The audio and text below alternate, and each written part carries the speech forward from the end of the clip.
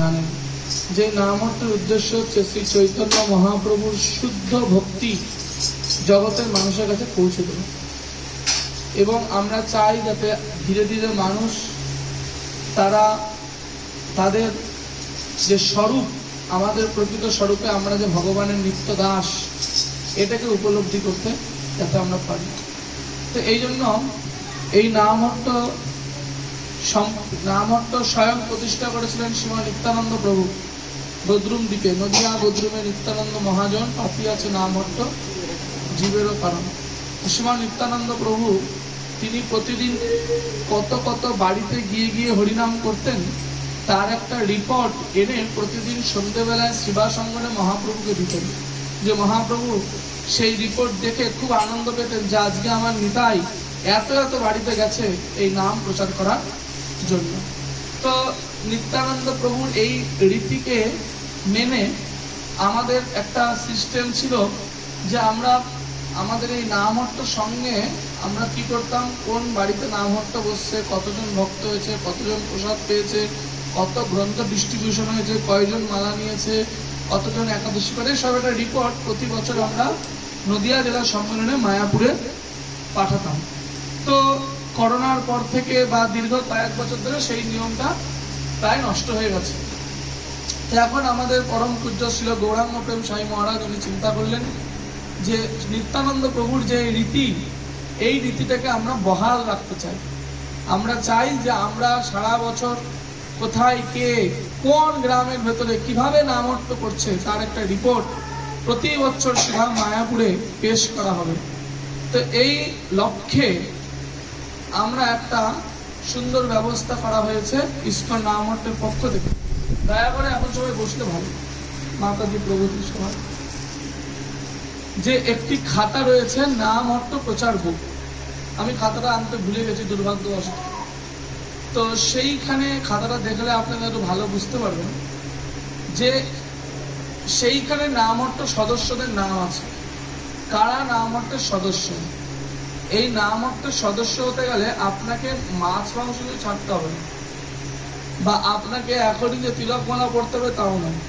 শুধু আপনি প্রতি সপ্তাহে নামহট্টে আসবেন এবং আপনার গৃহেও আপনি নামহট্ট করবেন, একে বলা হবে নামহট্টের সদস্য। বোঝা গেল মাতাজি? প্রভু বুঝতে পারছেন? নামহট্ট সদস্য হতে গেলে কি করতে হবে? মাছ মাংস ছাড়তে হবে, তাই তো? কি বললাম? হবে না।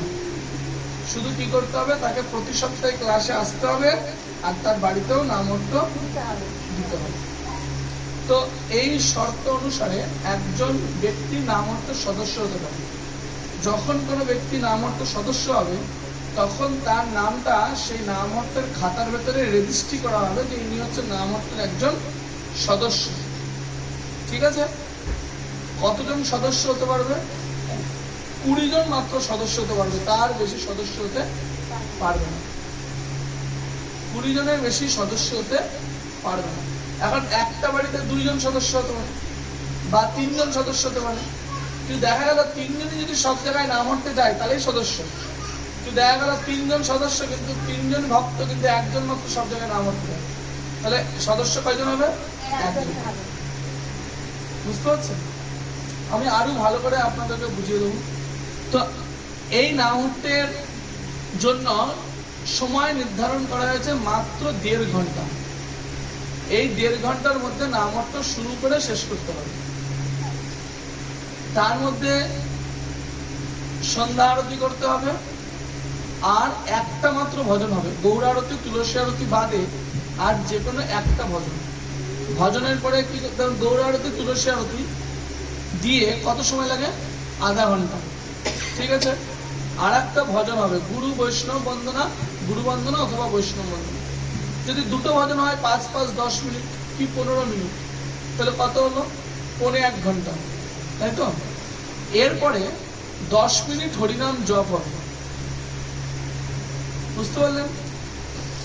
10 মিনিট হরিনাম জপ হবে।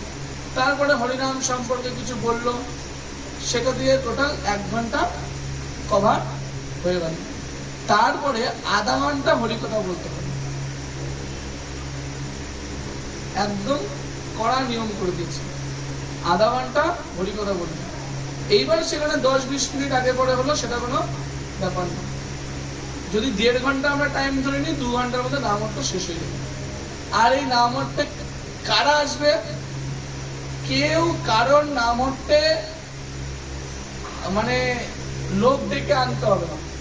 যে যে এলাকায় আছে সে সেই এলাকার নাম অর্থে গিয়ে নাম অর্থে যোগদান করবে।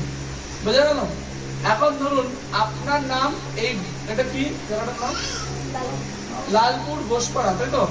লালপুর ঘোষপাড়া নাম অর্থে আপনার পূর্বপাড়া, যাই হোক লালপুর পূর্বপাড়া নাম অর্থে খাতায় আপনার নাম আছে।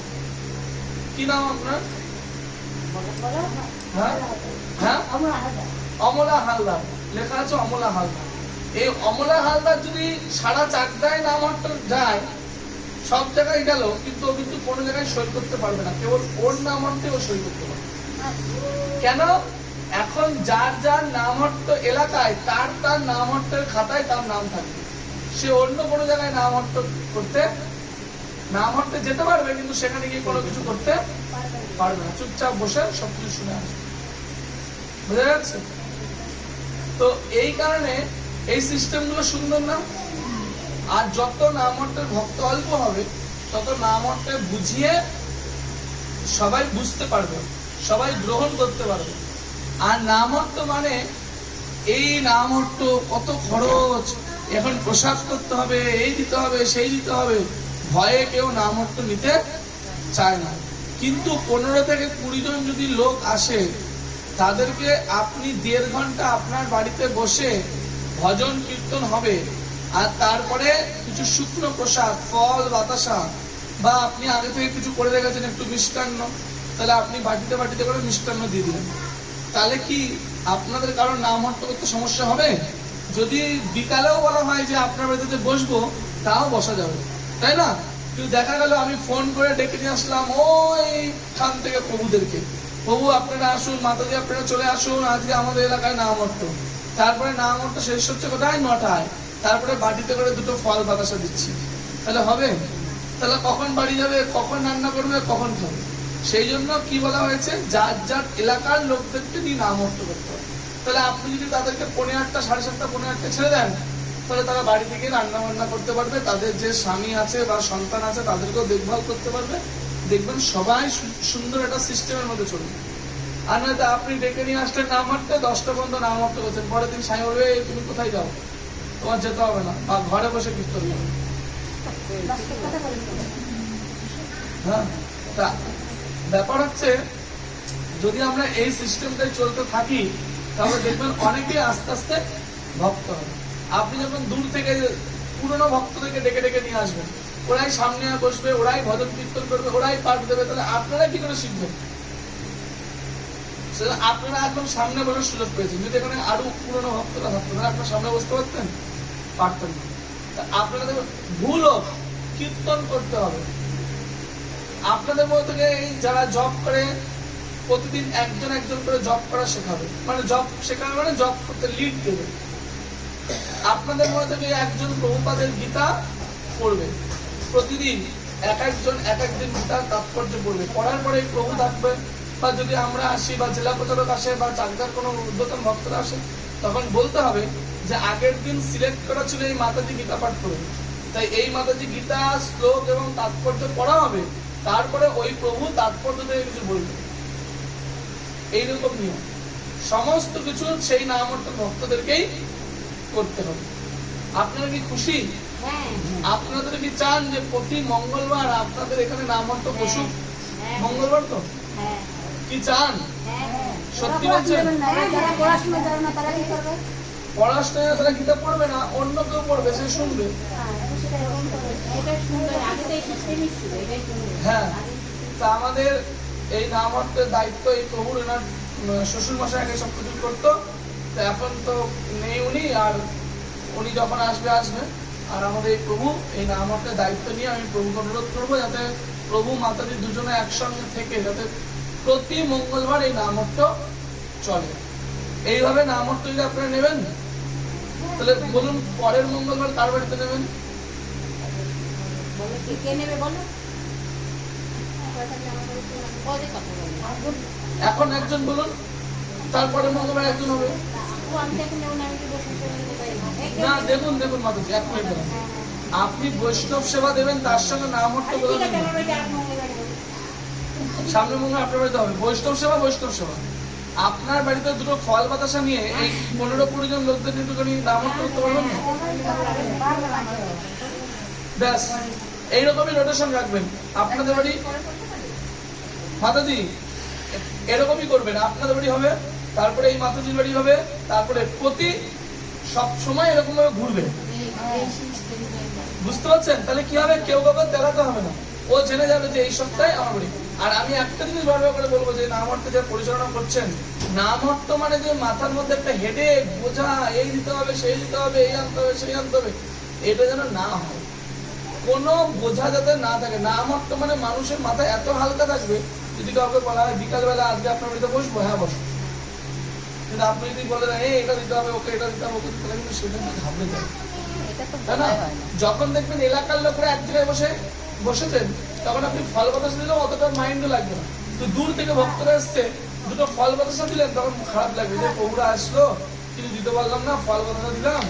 তখন কি হবে, পরের বার রান্না করবেন, রান্না করতে গিয়ে দেখবেন যে অনেকটা খরচা হয়েছে, রাঁধুনিকে দেখাইতে হয়েছে, বাসন আনতে হয়েছে, এই আনতে হয়েছে, সেই আনতে হয়েছে, এই প্রণামী সেই প্রণামী দিতে গিয়ে অনেকটা খরচ। না আমরা থাক, এখন আমি নাম অর্থ না, কখন নাম 6 মাসে 1 মাসে, যখন কার্তিক মাস পরে, যখন বৈশাখ মাস পরে, তখন আমি কি বাস্তব না অবাস্তব? এইভাবে নাম অর্থ সব নষ্ট হয়ে যাচ্ছে। আমাদের নাম অর্থের উদ্দেশ্য তো মানুষকে শিখানো।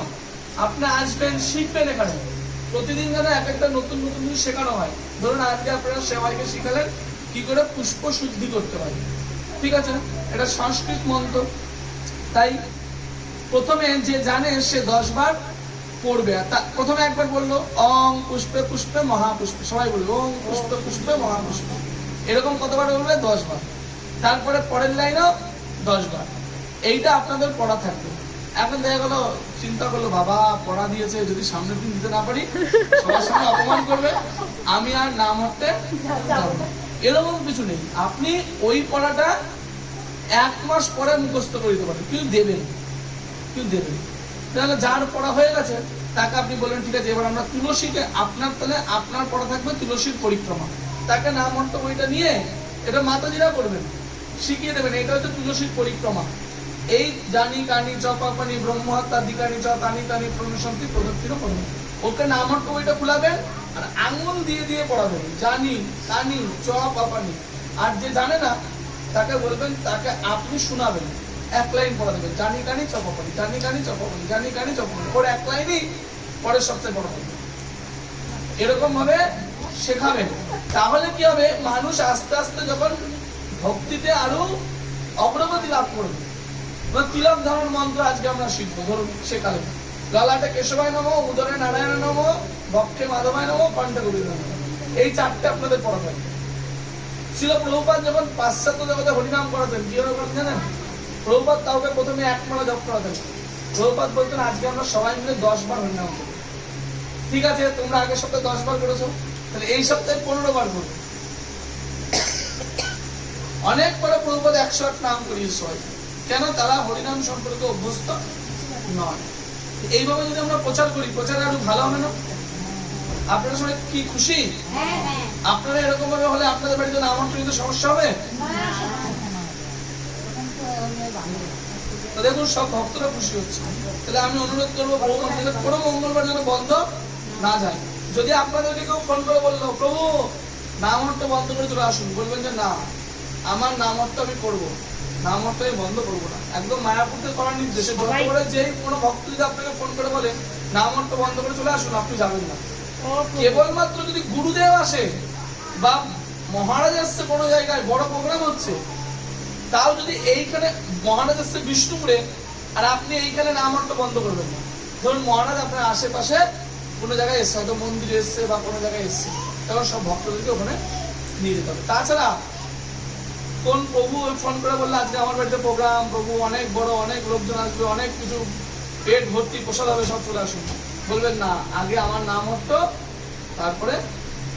আমি একটা কথা বলতে চাই, আমি বলতে চাই সবাই তো খুশি আমরা, আপনার বক্তব্য শুনে, আপনার মানে প্রার্থনা শুনে, কিন্তু আমাদের প্রার্থনা আপনার শুনতে হবে, মাসে একটা মঙ্গলবার আপনার এখানে আসতে হবে। 4টে মঙ্গলবার পরে একটা মঙ্গলবার আসতে এবার হবে। পুরো ফেসে গেছে। না, আমি অবশ্যই আসবো। আমি এক মাসে আসতে না পারলেও 1.5 মাসে একবার করে আমি আসতে হবে। কেন বলছি বলেন তো, আপনাদের ভুল টুল তো হলে আপনি জেনে যেতে পারবেন যে হ্যাঁ। সঠিক হলো কি না, সঠিক হলো কি না। গিয়ে প্রভু ও হ্যাঁ। ওর বাড়ি এলো, আমার বাড়ি আমার এলো বাড়ি না। এলো না। মাস্টার তো আছে, মাস্টার তো আছে, ওরা প্রিন্সিপাল ঘুরতে না ঘুরতে থাকলে একদিন চলবে? তার বাড়ি না, আসবে। না, অবশ্যই অবশ্যই ঠিক আছে, আমি চেষ্টা করবো যথাসাধ্য আসার জন্য। তো একটা জিনিস হচ্ছে, হরে কৃষ্ণ, আমি আপনাদেরকে বলতে চাই যে এটা তো গেল নামহট্টের বিষয়বস্তু, আর আপনারা সকলে অবগত হয়েছেন যে এটা অনেক পবিত্র একটা মাস যাচ্ছে, যেটার নাম হচ্ছে পুরুষোত্তম মাস। জয় পুরুষোত্তম মাস কি জয়। তো এই মাস প্রায় 3 বছর 3.5 বছর পর পর একবার করে আসে। তো আচ্ছা, পরে পরে দিলে হবে। একটু মন দিয়ে শুনবেন। সৌর গণনা অনুসারে 1 বছর হয় কয় দিনে? 365 দিন, তাই তো?